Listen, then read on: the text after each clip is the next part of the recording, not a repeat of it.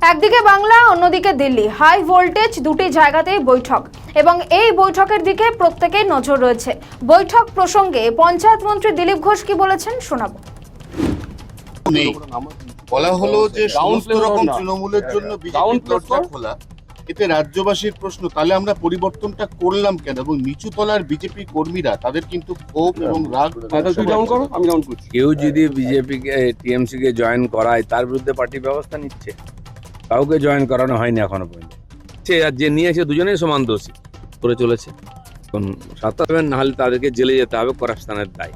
আরো 57,000 নাম এসেছে যারা আমাদের ভোটার কার্ডকে লিঙ্ক করিয়ে দেখা গেছে এরা নাগরিক নয়। বন্ধ হওয়া উচিত, যা কোনো রকম চালাকি কারো কাছে বরদাস্ত নয়। বিতব্রত তৃণমূল আজকে মুখ্যমন্ত্রীর সঙ্গে দেখা করবে। এছাড়া একটু সংযোজন করে দিয়ে আজকে প্রধানমন্ত্রী ও এনসিপিআই এর সাথে প্রধানমন্ত্রীর সাথে ঠিক আছে, নতুন পার্টি করেছেন, তারা কি করবেন, তারা ক্ষমতায় যারা আছেন, প্রধানমন্ত্রীর সঙ্গে ভারতবর্ষে কোনো বিশ্বের সবাই দেখা করেন, দেখা করতেই পারেন। মুখ্যমন্ত্রী এখানে তার সঙ্গে দেখা করতেই পারেন, তাদের কোনো সমস্যা, মতামত, সাজেশন থাকতেই পারে। তো একজন যিনি পদাধিকার আছেন এখানকার কর্তাকর্তা, তার সঙ্গে তো যে কেউ দেখা করতে পারে। দুর্গাপুরে রক্ত লুট হয়েছে এবং সেখানে দেখা যাচ্ছে তৃণমূল নেতাদের নাম আসছে